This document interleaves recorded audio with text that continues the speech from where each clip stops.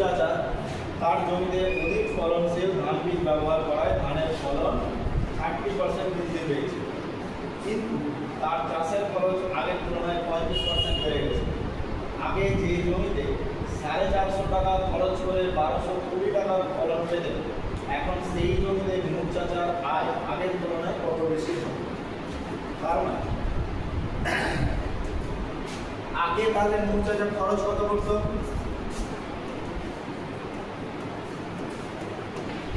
নূর চাচা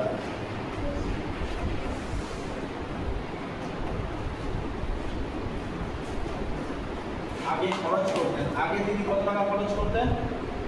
আগে খরচ করতেন 450 টাকা।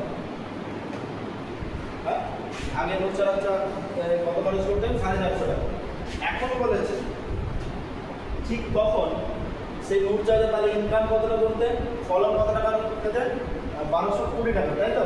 তাহলে নূর চাচা আগে ফলন করতেন কত টাকা ফলন করতেন?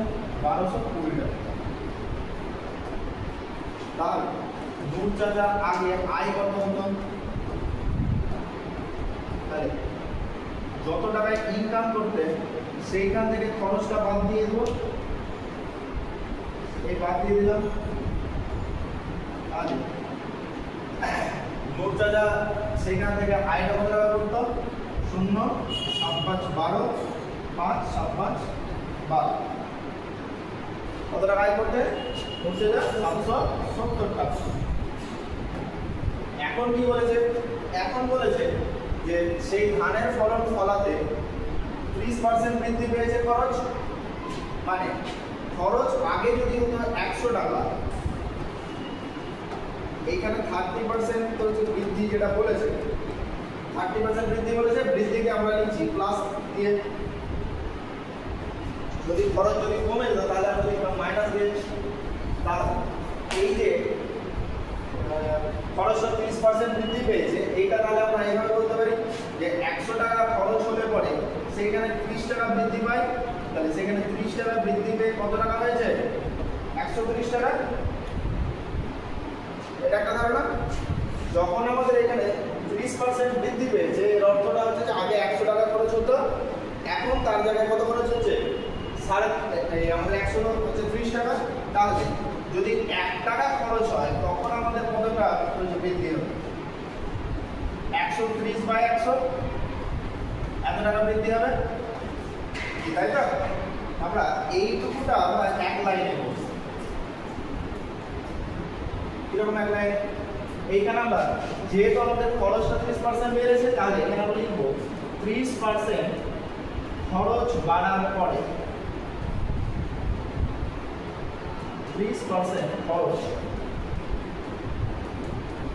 বাড়ার পরে নতুন খরচ।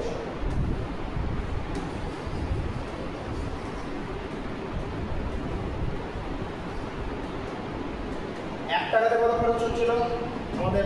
বাড়ার পরে 130/100। এবারে এইখানে বলেছেন যে তাহলে 450 টাকাতে কত টাকা খরচ? তাহলে হচ্ছে কাটাকাটি করি। এই শূন্য কাটলাম, আর এই শূন্যর সাথে এই শূন্য কাটলাম। তাহলে আমরা শেষ পেশ পড়ে থাকছে 30 গুণ এই আমাদের পড়ে থাকছে 13 গুণ 45। তাহলে এইদিকে হচ্ছে 450, আর এইদিকে 120 আর 135 আর 450, তাহলে হচ্ছে 585 টাকা।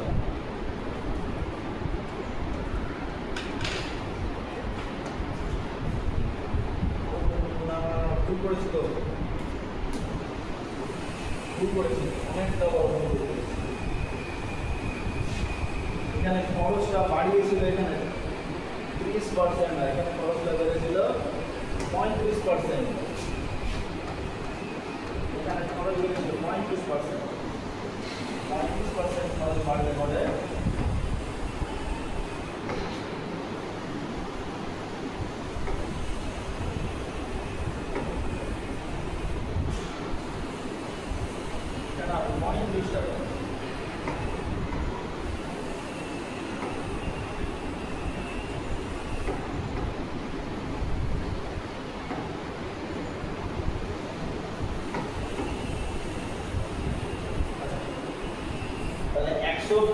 135 টাকা 100, তাহলে 35% খরচ বাড়ার পর নতুন খরচ সমান 135 100 বলতে 450, 0 0 কাটলাম। এবারে এটার সঙ্গে আমরা একে কাটছি, কত পাচ্ছি তাহলে 27, আমরা 5 দিয়ে কাটলাম। 27 গুণ হচ্ছে 45, 27 গুণ 45 বাই 2, এত টাকা। 27 90, 90 আর এখানে হচ্ছে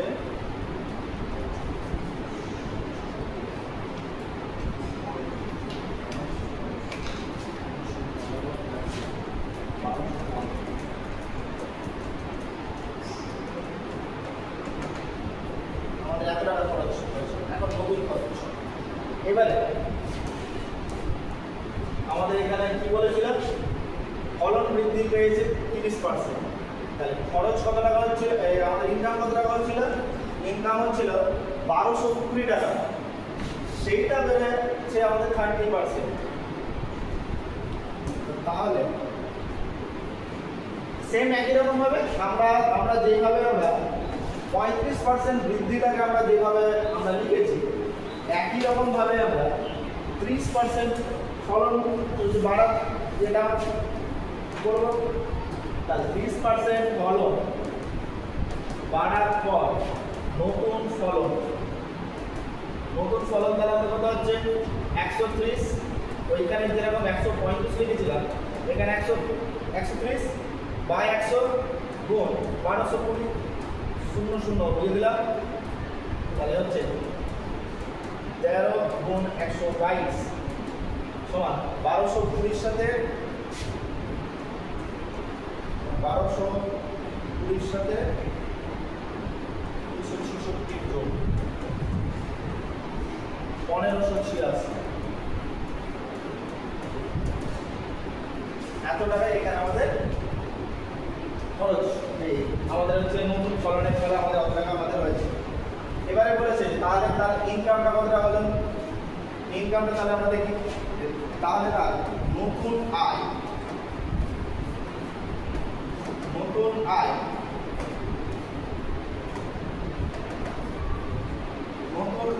সমান নতুন আয়, তাহলে তার কথা হচ্ছে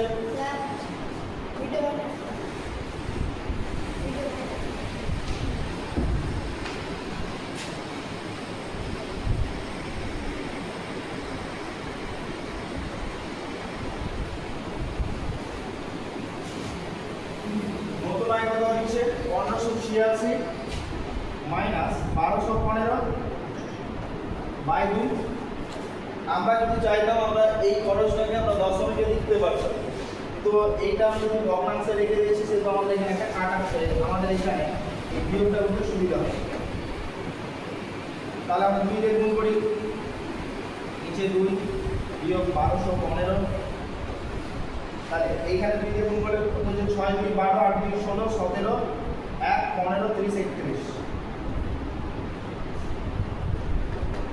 তাহলে বাদ দিই 7 5 12, 2 হয়ে গেল বসলো 5, আর এইখান থেকে 12 থেকে এইখান থেকে বাদ দিলে কত হয় 9, এখান থেকে দাঁড়াচ্ছে 9 2 18 15 2 7 14 17 8 2 16, এত টাকা হচ্ছে নতুন আয়। তাহলে আগের তুলনায় কতটা আমাদেরকে বের করতে বলেছে, এই যে এখন সেই জমিতে নুট চাচার আয় আগের তুলনায় কত বেশি হবে, তাহলে নুট চাচার আয় কত টাকা বেশি হচ্ছে আমরা হিসাব করে দেখে নিই। তাহলে অতএব আগের তুলনায়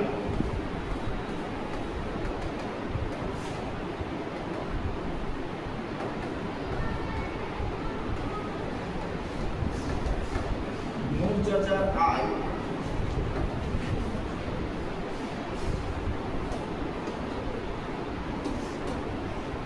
সমান 978.50 বিয়োগ 770 হয়েছে সমান আসছে 0.50, ওইখান থেকে আসছে 8, এখান থেকে আসছে 0, 208.50 টাকা বেশি হয়েছে।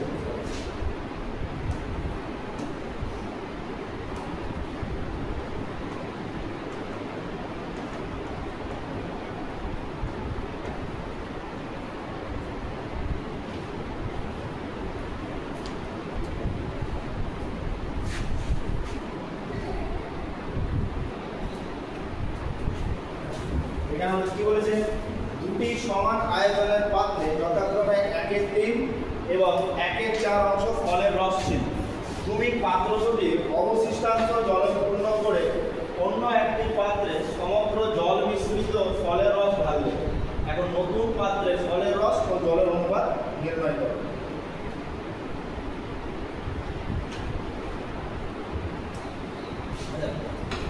প্রথম পাত্রে তাহলে ফলের রস কতটা ছিল, প্রথম পাত্রে ফলের রস কতটা ছিল, তাহলে প্রথম পাত্রে ফলের রস ছিল 1/3 অংশ।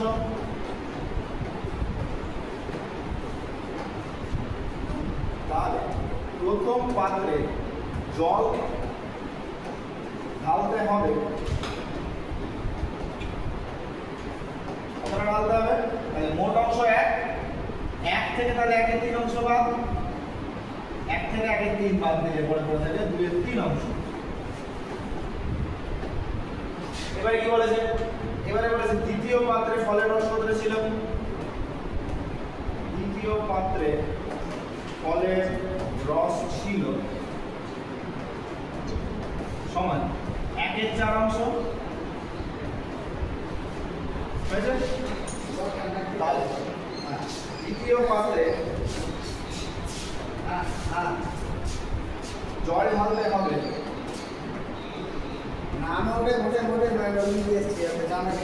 কতটা ঢালতে হবে, তাহলে মোট অংশ 1, আবার 1 থেকে 1/4 অংশ বাদ সমান করে যাচ্ছে 3/4 অংশ।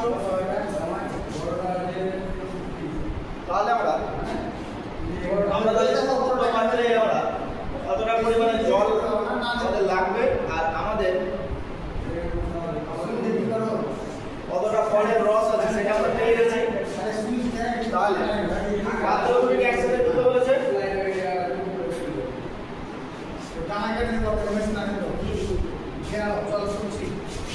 আচ্ছা আর এটা দেখি এখানে আছে তো এর উপর এটা কত 63।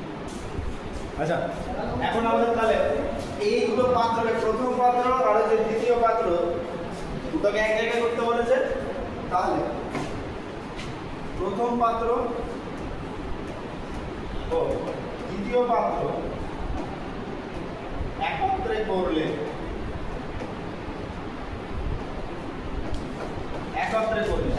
পরে কি হবে,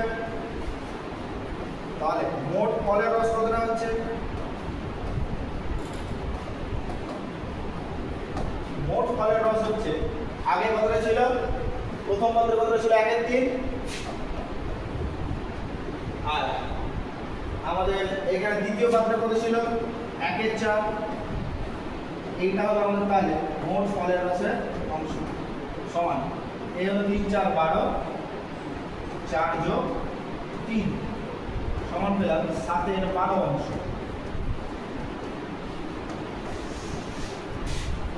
তাহলে মোট এইখান থেকে আমরা তাহলে মোট একটা জলের পরিমাণ বের করতে পারবো। তাহলে মোট জলের পরিমাণ সমান প্রথম পাত্রে আমাদেরকে কতটা জল ঢালতে হচ্ছিল 2/3, দ্বিতীয় পাত্রে কতটা ঢালতে হচ্ছিল 3/4, এই দুটো যোগ, তাহলে এই দুটো যোগ করলে পরে হবে 12, 2 গুণিত 4 যোগ 3 গুণিত 3 সমান 8 যোগ 9।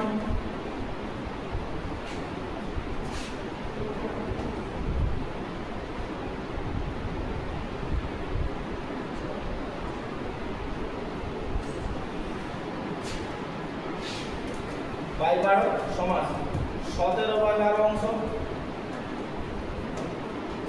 এখন আমাদেরকে বলেছে যে এই যে দুটো মিশ্রণকে আমরা এক জায়গায় করেছি, এই দুটো মিশ্রণকে এক জায়গায় করার পরে ফলের রস আর হচ্ছে জলের অনুপাত তাহলে করা হবে। তাহলে এখন নতুন পাত্রে, অতএব এখন নতুন পাত্রে ফলের রস ও জলের